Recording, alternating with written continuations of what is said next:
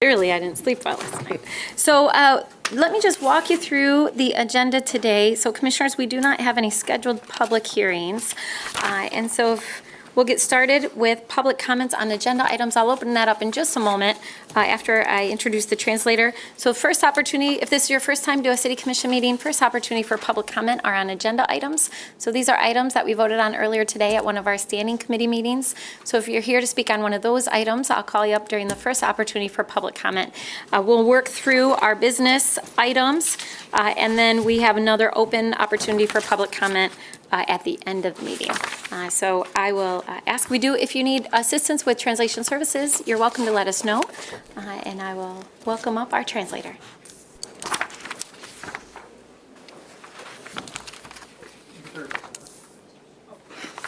Hello, my name is Crystal Martinez. I am here to interpret everything that is being said.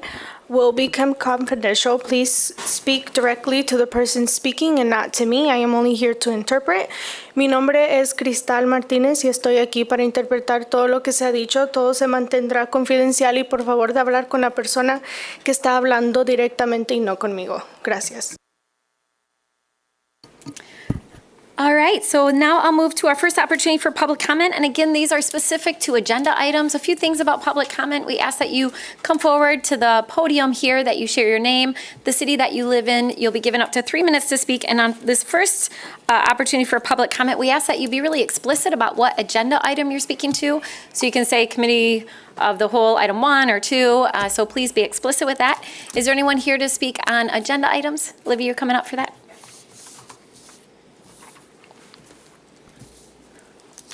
Libby, can you push the button? Thank you. Thanks. I'm Libby, live in Grand Rapids. I'm here to talk about $2 million to Road Diet Fuller. Lived in Grand Rapids my entire life. Road diets, I'm not completely sure what the point of them is. I'd like to point out to you a 2013 article from MLive that talked about the inclusive results when Division was initially road dieted. The city said that they would continue to look at that to see what the results were, and as far as I can tell, nothing was ever published saying that there was anything good out of it. The study was inconclusive because it actually caused more accidents. And I feel that that's the way a lot of studies are done in the city. If it doesn't say what the city wants it to say, you ignore it. I personally feel that every road diet, Burton, Division, Plainfield, if you're going to do it to Fuller, has caused more danger. I get past in the left turn lane now because people don't want to wait for 3 to 4 lights to get through a 1-lane road. I've been here long enough that I remember back in the 80s when Plainfield, the city purchased people's front yards to widen the street. And then, about 15 years later, you went and you took away lanes. So I would really request that there be some evidence that these are actually safer for us before $2 million is spent. My thought process is if you're going to do this on Fuller from 3 Mile to Knapp, the plan probably is to do Leonard all the way to Plainfield. Because I don't know why you would just do that one little section and, you guys usually start with one section and then add on. But I would like to know what proof you have that these actually are safer. The only people that I know that like them are the bicyclists, and God bless bicyclists, but there's others of us in the city too that need to get places. I want to also just state that when Plainfield was road dieted, you used to be able to get through the light at Knapp in 1 light. Yeah, you're not timing me. I'll be done. Sorry. It now takes. I just nudged him. I looked and I'm like, oh, he didn't It now start takes like at least 3 to 4 lights to get through in the afternoon. This is not helping us. It's making people angrier and it's causing more road rage. And I'd also like to add on, no more stupid islands in the middle of our roads either, because, my dentist is off of Lake Eastbrook Drive. It's not good, you guys. Thank you. Thank you. Thanks. And we can follow up and get some data from our mobility department. Hi, I'm Mark from Grand Rapids.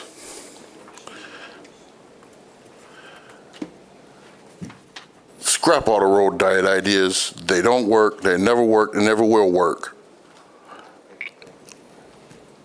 It does more harm than good.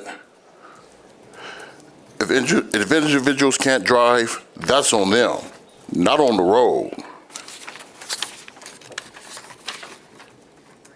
They cause more congestion.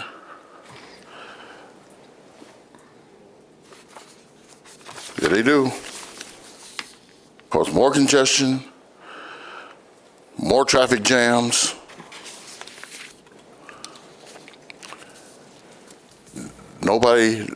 Everybody's in a hurry now. And trust me, Grand Rapids is getting bigger, not smaller.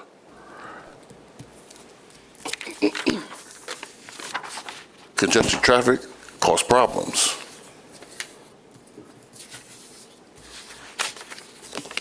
And trust me, I've seen the accidents. That's not good. Never have been good, and never will be good. Better think about this, because if this project is approved, even more problems will occur. And you don't want that to happen again. Thank you. All right, thank you. Others wish to be heard on agenda items? I missed you guys. Lucas, First Ward. A couple of things on your upcoming. Before you vote to approve your minutes, since I missed it and I couldn't thank you in person, I want to express my enthusiasm for the format of those night out meetings. I did go back and watch it. Then I went and watched all the fire chief stuff. Then I was almost going to send an email talking about the fire chief that I liked, and never mind, 2 hours later, he was in. So good job on that, too. Anyway, good format. Please keep doing those. I would definitely never miss one if I wasn't 2,000 miles away on vacation. I also appreciate your remarks about Nashville. Thank you. So, the road diet thing, I might differ in opinion. I know it ruins the monolithic vision some of you watching have of us on the left, but I might disagree a little bit with the folks that have been speaking. But one thing they've been good at citing is when you, it's not really unfunded mandate, it's an unskilled mandate. At the last meeting, you took a little flack about maybe not having the talent to run a drone program. That's a good question. And then we're talking about traffic issues. If you're going to frustrate people, you kind of need a police force that'll actually write a traffic ticket. You know, I've been talking about that since I got here. It's how John and I got into the fray. Now I think we've all got a good page going on this conversation, but until we stop seeing clusters of police just hanging out for no reason longer than they need to at a fender bender and actually managing traffic, you're gonna have problems with something like a road diet. You got to have the guts to give the orders. And then the roundabouts are a great example. I know John knows what I'm talking about. Building a circular speed bump is not a roundabout, but we're an art city, so let's make with the art and the giant concrete barrier to protect it from the idiots. So if you want to do roundabouts, quit doing them halfway. I wouldn't even call it half, it's like 23% of a roundabout. Put some giant boulders in the middle of that thing. That'll teach them next time. So I don't know if I disagree with roundabouts, but not the way Grand Rapids does them. And John expressed to me when we talked over coffee that he's tired of seeing construction barriers having to be assembled to say, hey, there's a roundabout here. We can do better. So in all that money, spend it better. Thank you. Thanks for your comments. All right, others wish to be heard on agenda items? Hold on, I gotta turn my tunes down. I was in the zone. How you doing, everybody? Hold on, my bad, y'all. How you doing, everybody? My name is DeAndre Jones. I'm here to speak on an agenda item of opposing the drones. I would like to say, as a black person, I do actually support the drones. What I don't support is the police using these drones to spy on people, and that's what people are actually probably have opposition of the drones for, because they think that the police are just probably going to just, oh, we got drones, we're going to spy on everybody in the underserved communities. I don't think that the police is going to do that. I think that the police want to use these drones if they are like high-profile crimes, somebody killed somebody, and maybe they're driving on the highway or somewhere in the neighborhood, and they need to use those drones to find those people. So I do support the drones only for the use of actual crimes that are going on, because I remember a couple years ago before Chief Winstrom was here, it was a company from California, and they came here to the public safety meeting, and they actually spoke on those drones. I was there. I know what I'm talking about. I know what they're trying to use the drones for. So I want to say, as a person who be in the hood, I was just in the hood on Sunday. They were shooting the video there. The police pulled up, and nobody asked questions instead of asking what their rights was. And actually, so there's barriers that we need to break, and there's questions that we need to ask. And people need to stop being afraid to ask those questions. You guys can ask people everything. Y'all can talk on the internet, say all of these crazy things, but when it actually comes to your rights, laws, and what you can do, you never ask. So as a black person, I want to say that I do support the drones, but I don't support the drones just spying on people, and I feel like the police department is not going to use that. And I was there a couple years ago when that company from California came here. Thank you. Thank you, Mr. Jones. All right, anyone else who wishes to speak on agenda items? Yes, hello. My name's Martha Cooper. Been a while since I've been here. I see new faces, and I'm looking forward to getting to know you. And I hope that you are here to make change, because we really need change. And so that's my hope for the new commission. At any rate, I came today because I wanted to speak out on I believe it's $100,000 that the police department wants for drones. So we haven't done much in the year since Patrick was killed. And if there's any reform, I don't know about it. What I do know is that the city does have a pattern of wanting things for the police that are outside their budget, the budget that is not reduced, for community safety efforts outside of just the police. And I think that needs to be looked at and be taken seriously. If we really want safety. We just had a public meeting on the Committee for Public Safety, and I didn't hear a heck of a lot about the safety that comes from having people have what they need in this town. So when I hear about $100,000 for nothing more than surveillance, and we're talking surveillance for people who aren't doing anything wrong. We don't need to look for trouble. We have enough trouble that we know about and that we can deal with. I'm also bringing this up because $100,000 really chafes to me for something that is not needed, okay? Because there are plenty of needs that were needed. I just went to a meeting not too long ago where they spoke about the budget, and they showed, because I've been interested in housing, and it's a crisis out there, and they showed that nothing new had been done. It's basically the same old budget that we had before. And so if you're gonna spend $100,000 and you're interested in safety, and that's why the police exist, then maybe we need to look at where else that $100,000 can go that will really create more safety in our communities. And I believe that housing is one of those. I'm really disappointed, greatly disappointed. You know, I don't know what to do. I've been up here for years talking about housing, and I don't see any real measurable commitment and in an ongoing way. It's like we now have this money that came from the federal government, but that's a one-time deal. And I'm asking for some creative problem solving up here. And let's start looking like a regular household. When one thing is okay, but another thing is bleeding, I go to taking my thank you. money to that. Yeah, thank you. And that's what I want you to do as stewards of our city. Thanks. All right, anyone else who wishes to be heard on agenda items? Good afternoon, Mayor and Commissioners and staff. Daniel Scott, 42-year resident of Grand Rapids. I'd like to address Committee on the Whole, number 1. Once again, giving permission for a new place to dispense alcohol. It's the last thing we need in our city.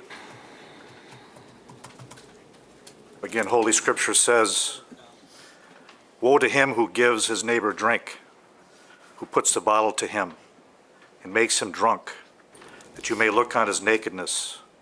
You will be filled with disgrace and dishonor. Now you yourself drink and expose your own nakedness. The cup in the Lord's right hand will come around to you, and utter disgrace will come upon you. I've said it many times. Just take a walk in Hartside neighborhood, where I've lived and ministered for 42 years. Now on the west side, where I live, and it's spreading. We hear a lot about homelessness here. Scripture says there's two causes. Some are legitimate, but the two that I would like to highlight today is laziness. Proverbs 9:15, laziness causes someone to go into a deep sleep, and the idle soul shall suffer hunger. Biblical solution, put these people to work instead of helping them get drunk. Proverbs 28:21, the drunkard shall come to poverty. We could also apply this to marijuana. Weed, appropriate name for it. Practical solution, close these places down, these weed stores, these bars, these taverns. Spiritual solution, tell them about the Lord Jesus Christ. Now, those is agenda items, so I realize that you can say no to this. So we're now known as the beer city. How about the drunken city? Do we really desire to be called and known as the beer city? Do you realize the availability of this alcohol is bringing many people to this city? Homeless and otherwise, I minister to them almost every day. That's what they tell me.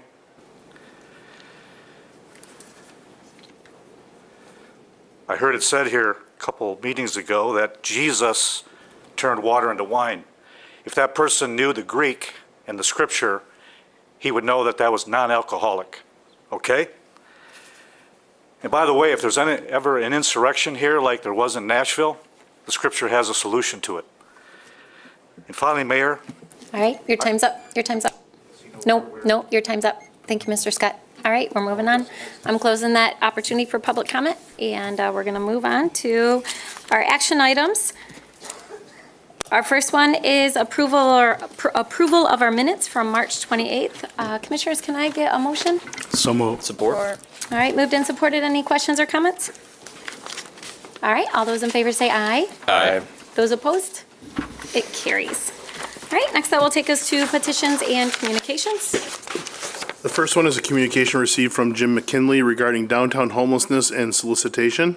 That is received and filed. Communication received from Eliana Bootson regarding community development block grant allocations. That is received and filed. Communication received from Greg Hampshire, Executive Director of Crescent Neighborhood Association, urging the commission to prioritize and work closely with neighborhood associations. That is received and filed. Communication received from Natalie Hockemeyer, Growing Green Grand Rapids volunteer advocating for safe lawn care and the support of pollinator habitat. And that is received and filed. And then communications, there was 59 of them expressing opposition to the use of drones by police. All right, and that is also received and filed. All right, that will take us to reports of city officers, and we have two items before us today. The first one is the comptroller's report for the period of March 15, 2023 through March 28, 2023 in the amount of $21,269,421.44. That is received and filed. And secondly, a treasurer's report for the period of March 15, 2023 through March 28, 2023. And that is also received and filed. All right, next that will take us to our consent agenda, and our consent agenda are items that we talked about and voted on earlier today in one of our standing committee meetings where there was a unanimous vote. So today, with one voice vote, we'll adopt those items. Commissioners, can I get a motion for the consent agenda? Moved. Support. All right, moved and supported. Commissioners, any questions or comments? All right, all those in favor say aye. Aye. Those opposed? It carries. All right, next that will take us to ordinances to be adopted. It's an ordinance amending Section 4.2 of Ordinance 2022-33, title and range change, Special Events Manager, Deputy City Treasurer. So moved. All right, moved and supported. Commissioner O'Connor from our fiscal committee, you want to tell us about this item? Yes, thank you, Mayor. HR just did an analysis of two of our existing positions and did some analysis of both internal comparable roles and external comparable roles for the Deputy City Treasurer, as well as the Special Events, what was Supervisor. Now there'll be a new classification for Special Events Manager, and created a whole new classification. Great, thank you. Commissioners, any questions or comments? All right, there's a roll call vote today.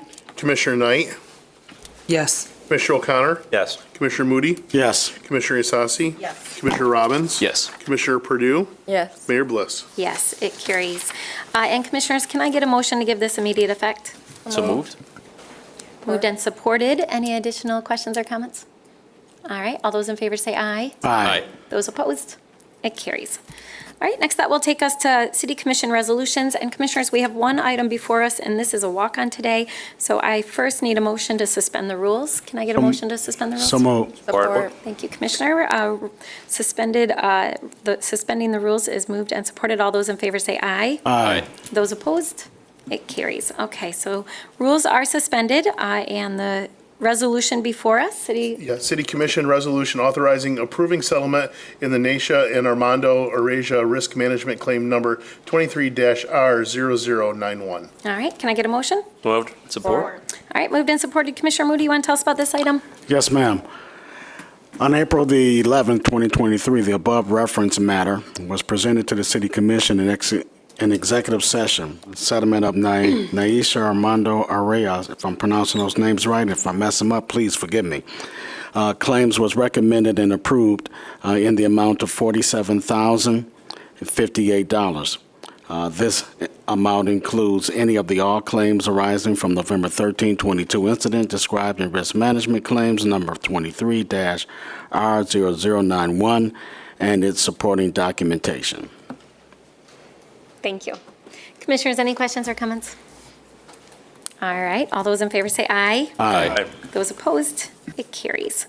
All right, that will take us back to public comment. So if you're here today to be heard on any other item, you're welcome to come forward.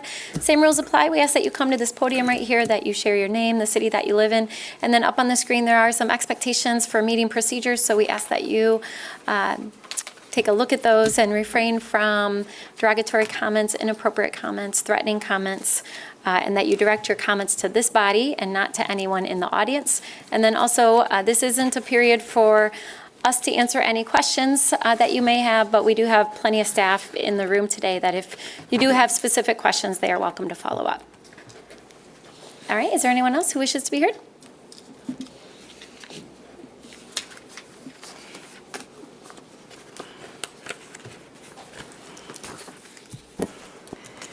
Good afternoon. I'm Janet Zahn, First Ward resident and representing the Grand Rapids Climate Coalition. I'm here today in support of Natalie Hockmeyer's recommendation about no mow May and reduced use of chemicals in our city properties. It's something that we've had conversation with the Parks Department about it, and they seem to be in favor of now reducing the mowed areas generally and working towards a more organic lawn care for our city green spaces. I would say that our organization is in support of that, and in fact would take it even further to say we would be in favor of switching from gas-powered to electric mowers. If we're going to mow less, we can afford to invest a little bit more in the mowers that we use. Also, I guess I would also just like to say that going against the grain here a little bit, I am in favor of road diets because I think they lead us to more opportunities for walkable, rideable, scootable cities, and that's good for our air. Thank you very much. Thank you. All right, others wish to be heard? Dennis Murphy, and I reside in the Garfield Park neighborhood. Commissioner Moody, Commissioner Purdue, thank you. Last year, I wrote an email to the City Commission after I had heard an article on NPR about the No Mow May, which I thought was a fascinating program when I looked it up. So I would like to encourage the city to pursue a resolution to that regard, and also put little flyers on there as a further investigation. I found out there's an organization called BeeCityUSA.org, and it's to help pollinators. And from their website, it says the start of the growing season is a critical time for hungry emerged native bees.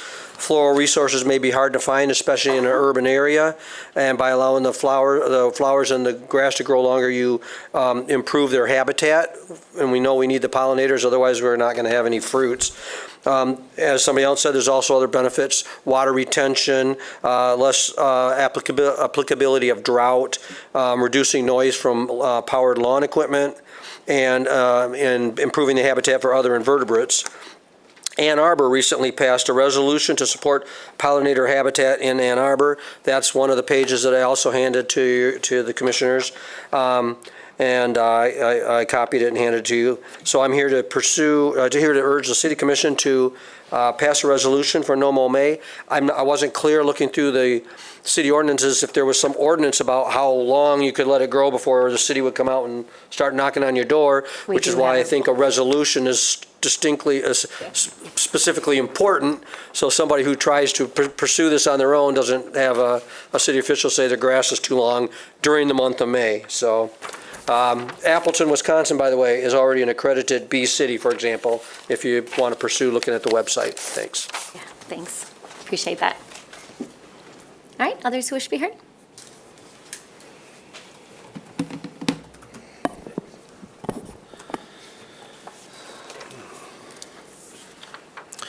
All right, good afternoon, Lucas First Ward. I got to start by denouncing my home state of Tennessee in light of the corrupt and racist actions of the Republicans in charge and their petty choice to expel two brilliant young black legislators.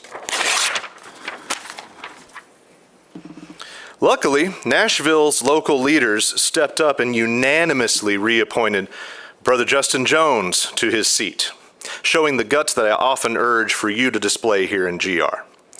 Memphis is expected to follow suit with Mr. Pearson tomorrow.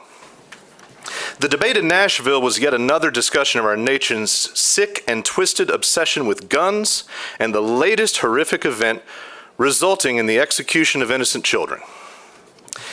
As haunting images chased me while on vacation these last couple of weeks in LA, the right-wing nuts in GR couldn't wait to capitalize on death and tragedy, taking cheap shots at progressives like me on the Voice for the Badge page, sputtering out an unhinged all-caps rant daring us to commend the cops for their bravery. So I'm going to do that right now. These cops, they set an example for the cowards in Uvalde and even our own GRPD. Most of us applaud heroism, but we'll still demand a lack of militarized response when pulling over an average citizen. Maybe the cop fluffers can't understand that, but reasonable adults can hold these two thoughts in our heads at the same time. But let's examine what really saved the day in Nashville. All right. This now famous photograph of a terrified child sheltering. City clerk and city attorney is telling me we can't have any posters. Well, you know the picture. This terrified child sheltering in a school bus has become iconic. But look closer at that photograph. Make note of what the bus is. The victims in this private religious school were rescued by public resources, which their church and school never even paid taxes for. This was a public-funded police response that came to the rescue. The publicly funded fire department came to the rescue. The public school bus on publicly funded roads. So my message to those that seek to denigrate liberal activists for our defense of socialism and public accountability, which all these resources involve, is this. We're here fighting for you too, every single day. So on our darkest day, we all have the best support from a great city when we need it. You're welcome. Thank you. All right, others who wish to be heard?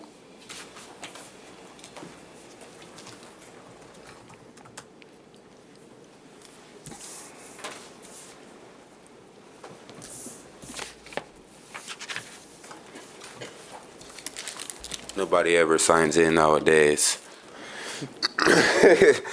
How you doing, everybody? My name is DeAndre Jones. I prefer D. Jones. Also, I wanted to say about those, the drone.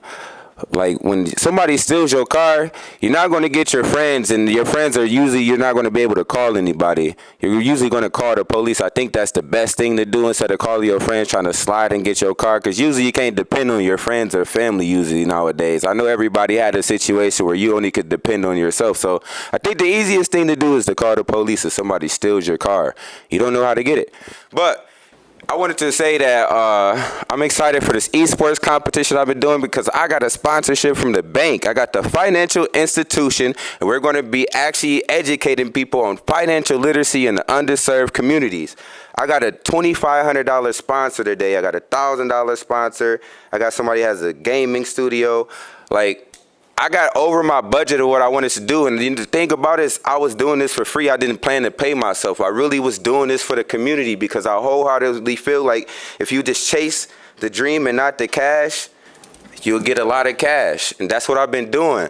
And I'm just very excited to bring this esports here. I even got Red Bull. I just spoke to Red Bull. I ran into somebody, a distributor, and Red Bull, if you didn't know, Red Bull is actually one of the largest esports gaming, like they're an energy drink company, but they have one of the largest esports platforms in the world. And I got Red Bull coming to my event, and I spoke to the NBA, and they actually donated me 6 copies of NBA 2K directly from the National Basketball Association. I am not no little guy. I'm going to be one of the big dogs around here. And y'all gonna feel me. Y'all gotta feel me in here for real because I'm not playing. I give this my passion. Everything that I give it everything that I have. Every single day for this community. I worked hard every day. I spent my gas. I spent my cash and everything. And I went to surrounding communities in Kent County. And further than that to get resources to build my community up. And I really did it. And I can't wait to bring this here. And I even connected with WIMCAT and they have a game design program, and I didn't know that. Like, I'm really going to do some innovative, creative things, and it's no overlooking this because I've been doing this for a while, and everybody has to feel me because I'm black, and I'm in one of the worst communities for economic development in America, and I know I'm going to change it. Every single day, I've given my 100% passion without giving up, and look where I got myself. Nobody helped me. I didn't have no staff. I did this by myself. I do have one person, but I'm going to eventually grow to that global company. I'm going to get there. And I'm black. I'm African American. And I'm going to create better police and community relations. I did this by myself. One black person. So don't think you can't change the community. Thank you. Thank you, Mr. Jones. All right, others wish to be heard?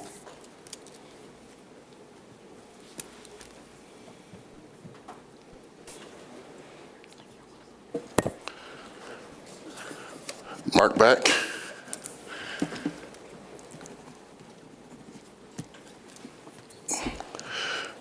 I echo the earlier comments about what happened in Nashville. As I said before, I have family members who live down in the state of Tennessee. What that was not an insurrection. It was a result of white fear. Or Andrew Farmer, Cooley Law School called. They want you to return that degree that they gave you because you tarnished it.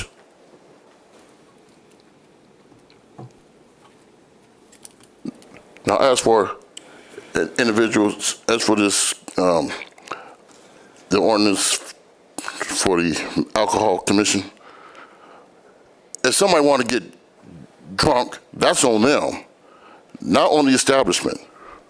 They don't tell them to put alcohol in their mouth. And if individuals don't like it, they can lump it. You know, I know you can find a place somewhere in the Darien Gap if you want to resurrect individuals. Or in this case, a little bit closer, there's plenty of land along Route 109 in southeastern Oklahoma. You can build your little town, and you can be the mayor.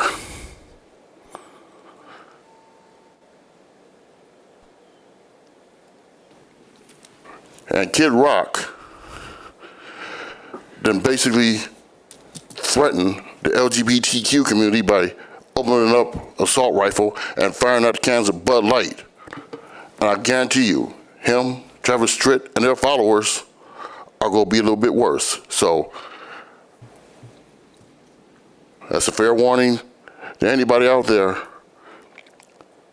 Their fans are going to be ruthless and rude to that community.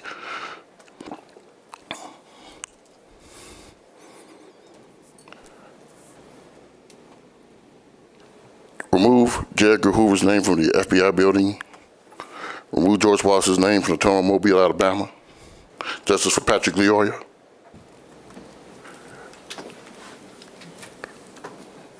Remove Ron DeSantis and boycott Swanson. Thank you. All right, thank you. All right, others who wish to be heard? Hello, my name's Martha Cooper again. So one of the things that has bothered me for quite a long time, and I see this over and over again in a lot of different places, and I went to a meeting yesterday on transportation, the Essential Needs Task Force. And what I really have a hard time with is that there are other cities out there trying to solve problems, the ones that we think are intractable and that we're just going to have to deal with, as it's a fact of life here. Well, those facts can change and change can happen. And other areas are proving it because they're doing it. We live in a city this rich, but we can't run a millage like Kalamazoo does for housing. They've already achieved quite a lot of funding that you all just think doesn't exist. But things can change. There needs to be solutions, and we need to stop doing what we've already done. We're not changing anything. We're just going on a year after year. And that's what I want new faces to do. And I want to say to you, Melinda, you are my commissioner. And I voted for you thinking change would happen, and I haven't seen anything out of you that indicates that you're for it and that you're going to do it or that you're going to make a stand. So now I look to the new commissioners, because I see that when somebody's been here for a while, their imagination and their boldness decreases, and we need bold ideas. I want to call you out, Mark Washington, because we have a government here that, for the size of city, with all of these resources, has part-time mayor and part-time commissioners. But you're full-time and you have more power than anybody voted for you to have. I'm starting to think that's a bad idea too. But straight from the community that you came from, Austin, Texas, there's Mobile Loaves and Fishes, and they're doing a great job. And such a great job that other people are jumping in and they're funding it even more. And it's a small house committee, or city, community. And that is something that we can do here. We have so many people that actually care about the problem of homelessness and the problem of raising rents. And you say you want 80% of AMI and 60% of AMI because we need all that housing. But we need it at the bottom where the burning is going on, where the not people safe is going on. So I challenge you to be bold and innovative and to look at other solutions. Kansas City has free buses. And do you know what? There's no stigma because it's for all. Thank you, Martha. Thank you. Appreciate your comments. All right, anyone else who wishes to be heard? Oh, and during public comment, you get one opportunity for public comment. Yep, sorry about that.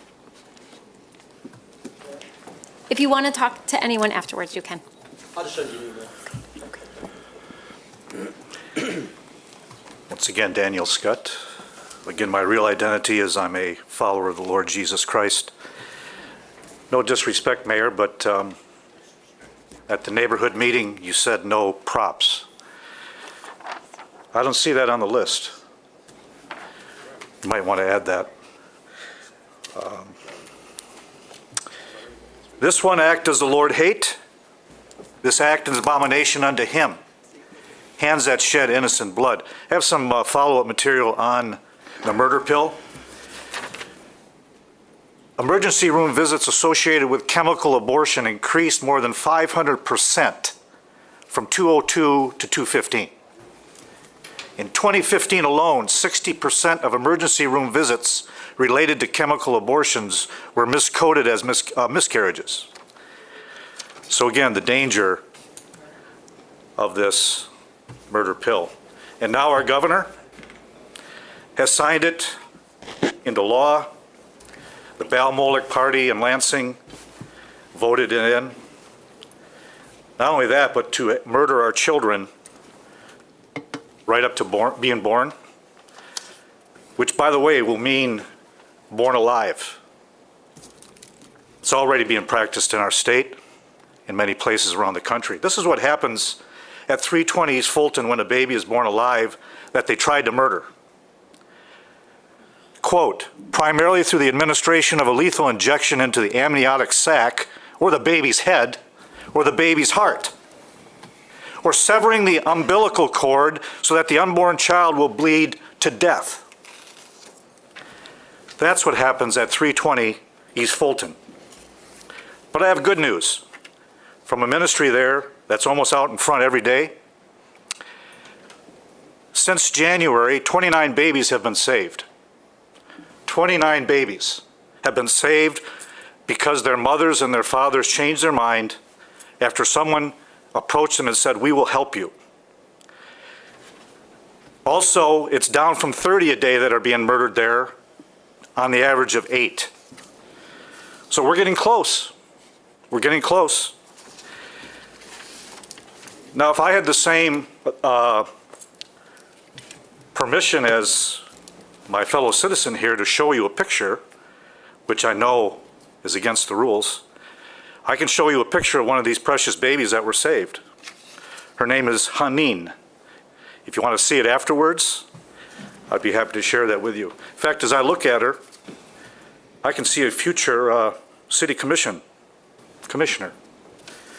Beautiful baby. Thank you. All right, others wish to be heard?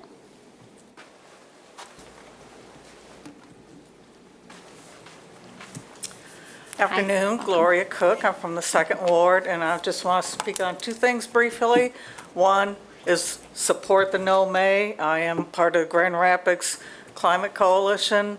And the other part, what my partner said, Janet, was reminding us about the lawnmowers that when the city said, we're going to reduce the carbon emissions and then put this big contract out. And when it was brought to your attention, it was, I truly believe it was just an act of, we have to think differently.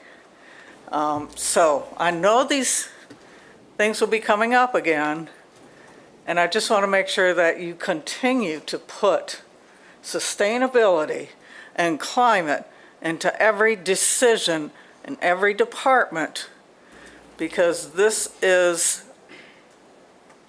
everybody deserves clean air. We deserve it. The future people deserve it. So please continue to do that. I hope you're doing it. Bring it up if you are doing it, when you can. And the other part is about the homelessness. It's a huge issue, but there's one thing that is kind of hard for people to do, and that is to go to different places to get services. So if you have to go here for Social Security, here for disability, here for job, here for there, many cities have a one-shop area. One-shop area. You can go to apply for your benefits here, go in the same place, in one area. I've heard that this may have been brought up before, but it was nixed. But please think about that. If you're out on the street and you're working maybe, or you just got there and you don't know how to connect up to benefits, and then you have to find transportation, you have to keep all your stuff together. Just a one central location, one shop area for all these benefits, which could also include things like, job searches. So just putting that out there. And I hope the safety meetings that you had, the last 2, resulted in some other good ideas. Yeah, thank you. Thanks so much. Good to see you. I'm back again. Libby still, 2nd Ward. I think I saw on the agenda that there was going to be possibly a public comment or public something having to do with the drones in the next meeting, perhaps. Is that what I'm remembering. And one of the things that I would like to see in that is some information about how often Grand Rapids Police are actually responding to traffic accidents. I haven't been in many traffic accidents in the last 2 decades, but the only one that the police would come out to was when I actually hit another police officer. That was not good. Yeah, so that was the only one I could get the police to come out to. I don't know of a lot of people that get in car accidents where the police come, so I'm curious, because that seems to be the stated reason, is to, I don't know, do something with traffic accidents with drones. And I would also like to know, there obviously have to be other things that they want to use the drones for, other applications. I'd like to know what those might be, and what would be consequences if they were abused. I'm not completely sure, I don't know if I remember this correctly, but I thought that Grand Rapids Police weren't going to be contacting ICE anymore. I know of a person that was released from jail. As soon as they got out of KCCF, ICE was sitting there waiting for them. They obviously had to have been told this person was being released for them to be there. So things that we say aren't going to happen with the police do happen. And I'm not very comfortable. I have not seen anything with the police to make me trust them anymore. I haven't seen them do anything to try to build trust with the community. So to give them access to something that could be really invasive to our privacy and our daily lives is a little disturbing to me. So I'd like to have some data about what they want to do. What are the real needs of this, especially if traffic accidents are the reason. So if that's something that could be available to us when that comes up at the next meeting, I would really appreciate that. Thank you. Yeah, great, thank you. Appreciate your input. All right, anyone else who wishes to be heard? All right, I'm going to close that comment period, and I'll turn to my colleagues. I'll start down here with Commissioner Perdue. Good afternoon, everyone. So I've been asked a few times over the last week or so what progress has been made in our city, particularly around public safety and particularly around policing. And a few folks have mentioned that today. And one thing that I point to, I wasn't at the table around this, but I think credit is due to this body and to our officers around contracting. We have really set new precedent and made a lot of progress around public safety and accountability through that contracting process that happened last year. And that required everybody to come to the table, be willing to negotiate, and ultimately begin to agree.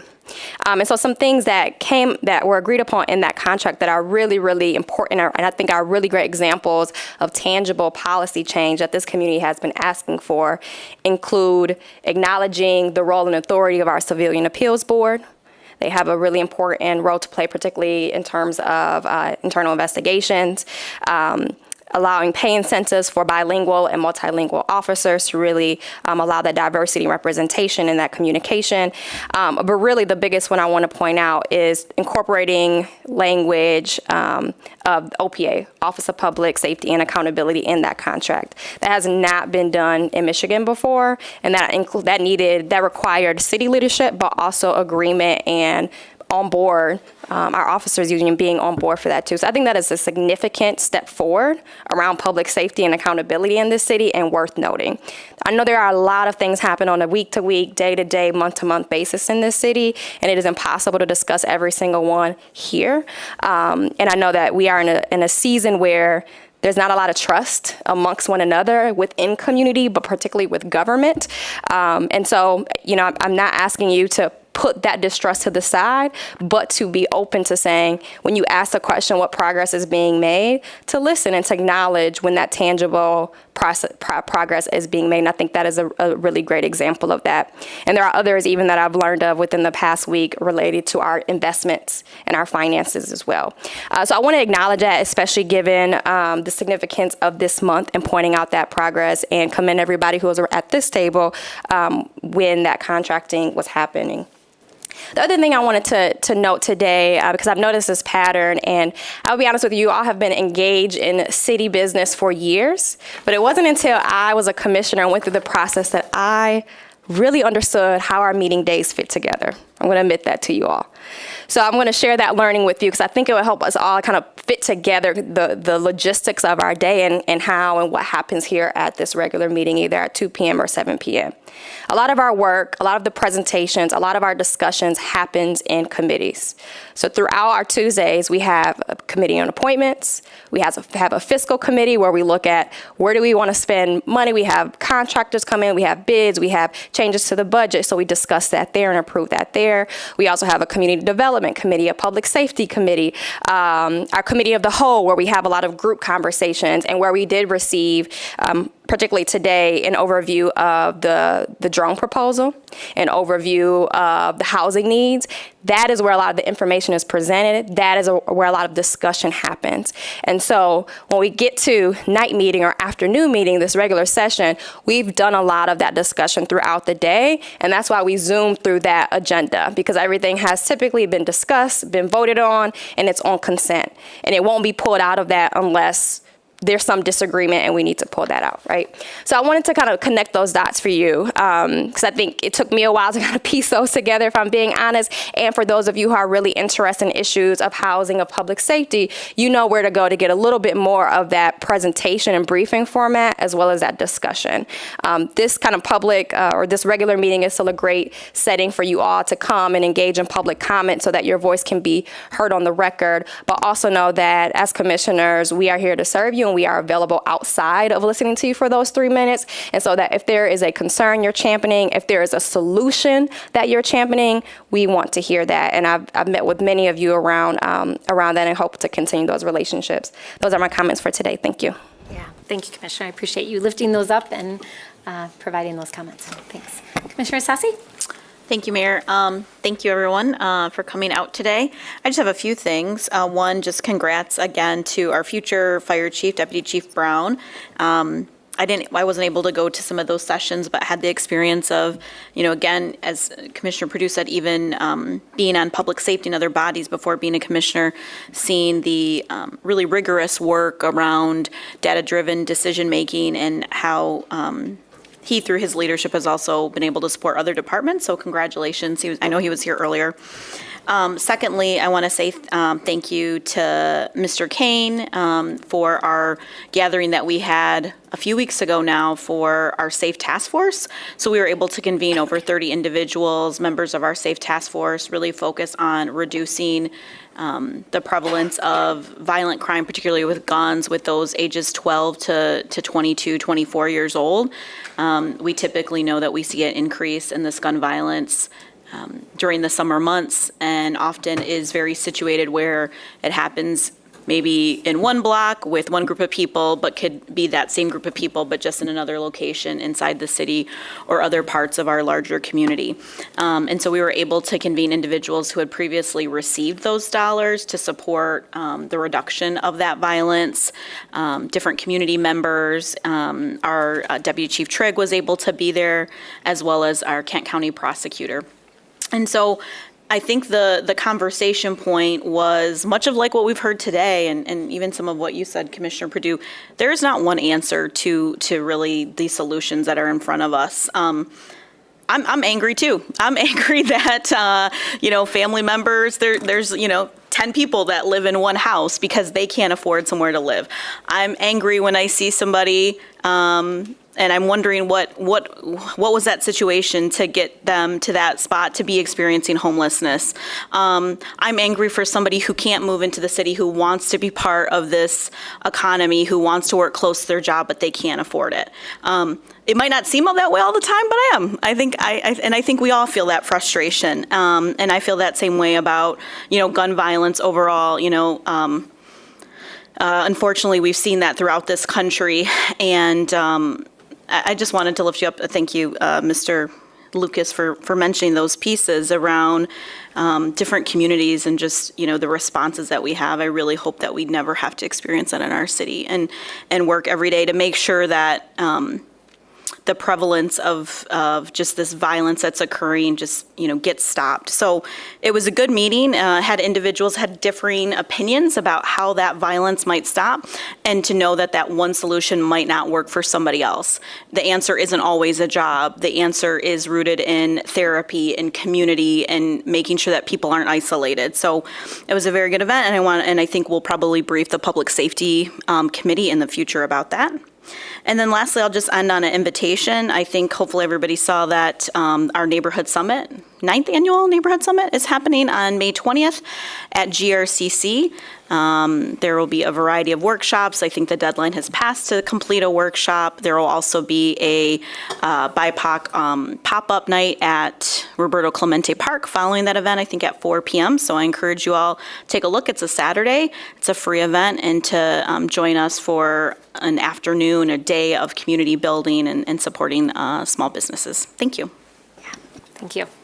Commissioner O'Connor? Thank you, Mayor.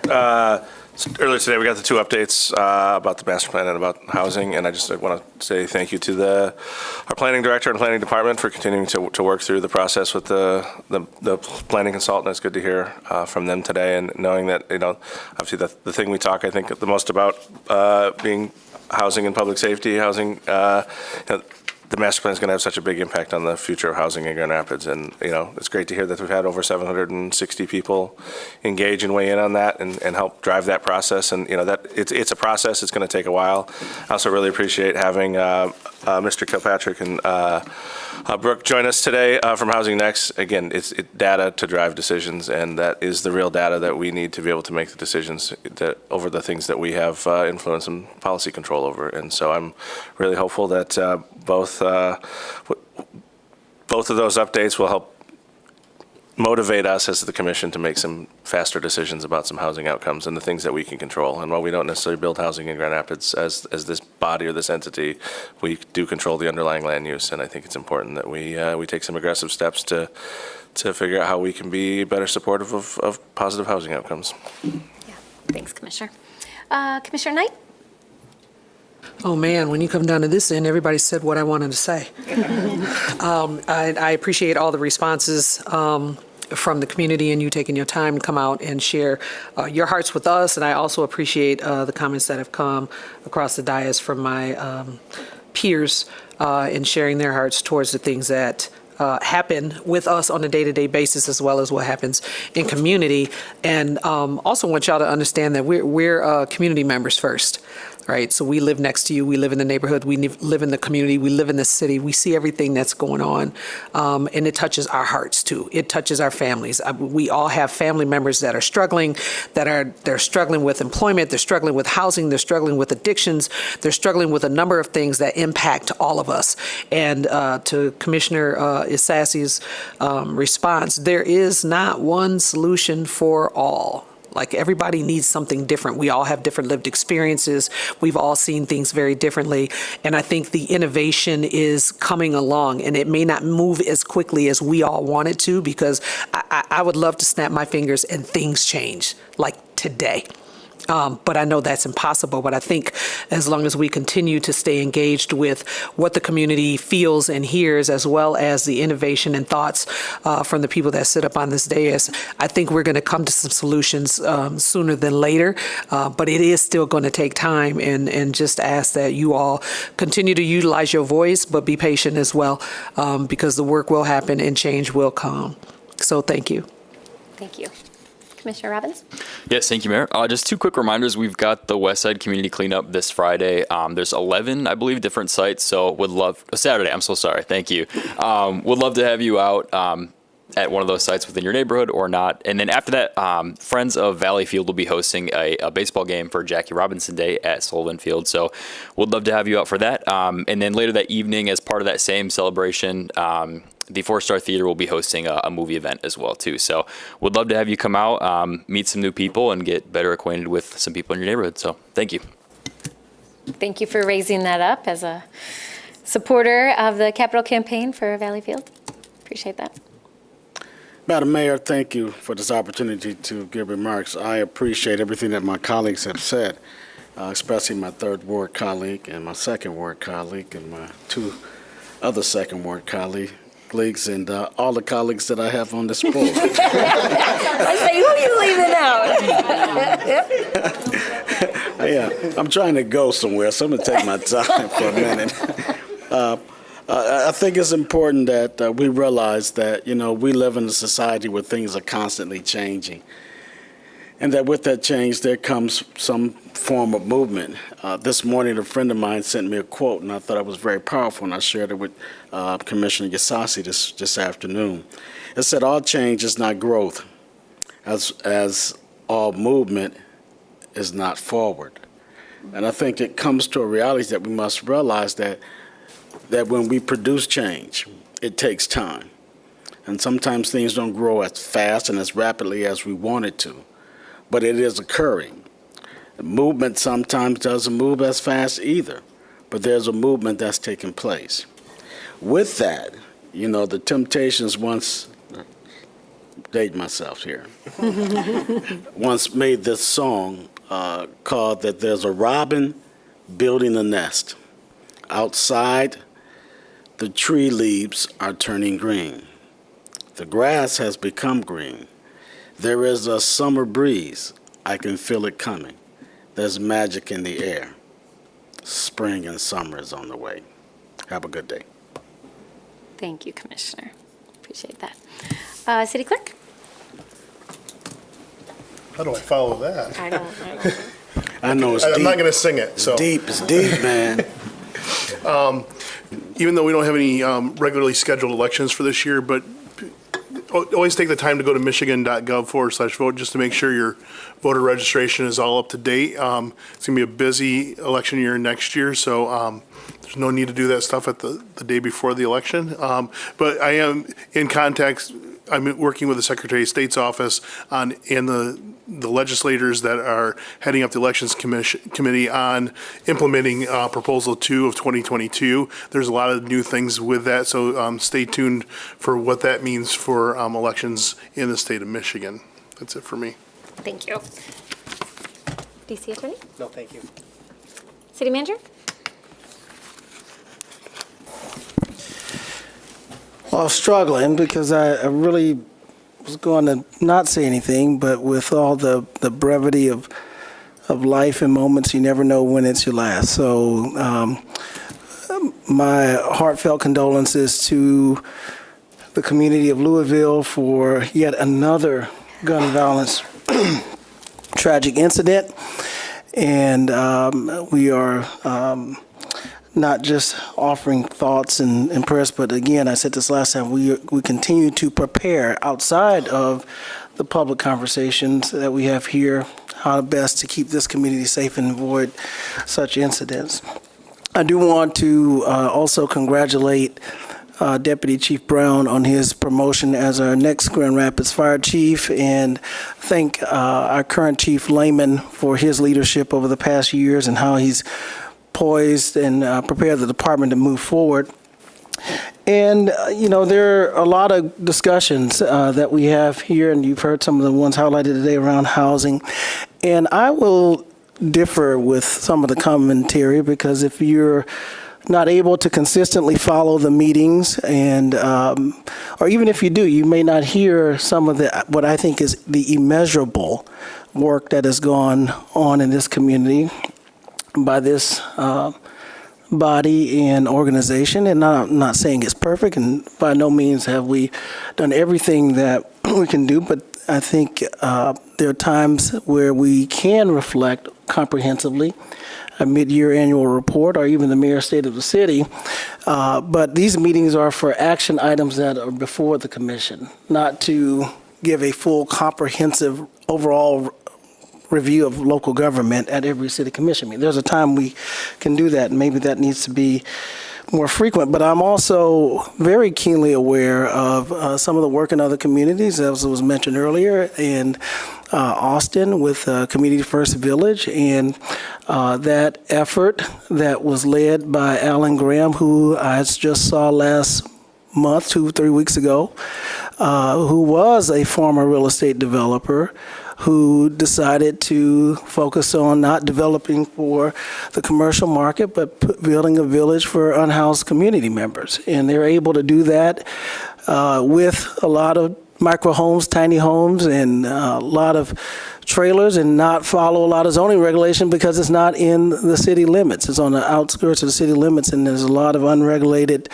building that happens in that. But the outcome is that there are hundreds of people who are unhoused that's able to be sheltered, and we've had several people from Grand Rapids to go out and take a look at that. And I think there is some evidence of progress when you look at the Hope Village that is being started in partnership with led by Mel Trotter and the tiny homes there, and other conversations. And so I think it's happening. But as Commissioner Moody has said, it's the pace of which, it's the motion of which sometimes you have to struggle through some very challenging issues, as here Commissioner O'Connor said about our local zoning ordinances, and plan more comprehensively, as you heard the conversation today, because it's not going to happen overnight, and that's what our master plan is, our vision of our community over time. But I do want to share my appreciation to all of the city employees who continue to come in, day out, and do this work, get us ready for these kind of conversations. I want let them know how much that work is appreciated, and I look forward to even further reflection of that work at the next city commission meeting, where we will unveil the budget and speak very comprehensively about some of the upcoming future issues around health and environment, public safety, mobility, economic development, how we run and maintain our local government. And so I'm looking forward to that conversation, and it will be, it'll transpire over weeks, and we'll look forward to presenting the budget on the 28th rather, and the adoption towards the end of May, in addition to the conversation or the public hearing that you've heard that's been scheduled for the 28th on use of technology to help us with safety. So thank you. Thank you, City Manager. And I'll end by just adding a few things, and I'm glad you brought that up. I was with you on one of those tours in Austin of the project, and like so many of us around this table, and many of you, we're always looking at what other communities are doing and best practices. And I've been not just to Austin to look at what they're doing, but to Spokane and to Denver, and the list goes on and on. But the reality is that every community is different. The land availability is different, the assets are different, the gaps are different, the resources are different, the state laws are different, and we absolutely can learn from other communities, but there's no cookie cutter approach to solve complex issues, and there's different people and organizations around the table in every single community, and that's why it takes all of us coming together to figure out what works for Grand Rapids, what is the need, and then how do we meet those needs, and they are complex, and trust me, if all of us could make one decision to solve all of our community's problems, we would in a second. So I appreciate all of you being here and caring so deeply about our city, whether it's around environmental sustainability or housing or public safety. All of these are important to have a vibrant community, and we have to work on all of them, right? You can't just focus on one. All of them are important to have a vibrant and successful community. So really appreciate that. We did have some great updates today about the work going on related to housing and with our master plan update. Really appreciate the staff who were available today to present that, but also, you know, what you see today, as City Manager said, it's the presentations, but the work that goes on day in and day out, very often you don't get to see on a Tuesday. So I just want to add my thanks. I was able to attend some of the master plan meetings and just really appreciated all of the work that went into those and the community engagement. There's also a lot of work happening with transportation. You know, I've said this multiple times before. City of Grand Rapids, we don't oversee the Rapid. We're one city at the table with 5 other cities. It's a multi-jurisdictional system, but we know that the opportunity with affordable housing and transportation, when those two are aligned, is greater for individuals and families.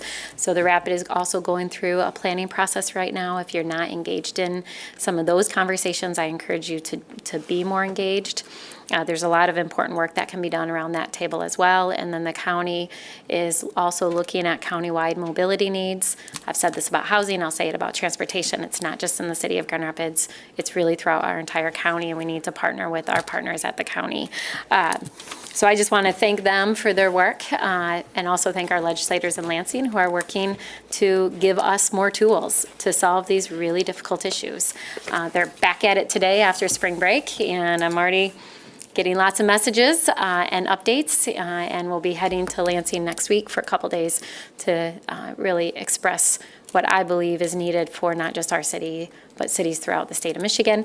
And then last, what was that? Next meeting in I think I gave the wrong date. Oh, sorry. Yeah. I'll say our next meeting is April 25th. We will have a public hearing related to drones, and we'll make sure that the police department provides information that's good input. And I think it's consistent with what we said today around this table, that we need to make sure that the information is available to the community, especially leading up to that public hearing.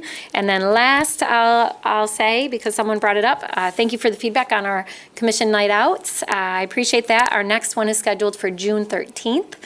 So hopefully you'll be able to get back out in community with us at one of our neighborhood gatherings to engage with us on additional topics and conversation. So with that, I'll adjourn this meeting, and I hope everyone enjoys this beautiful spring day.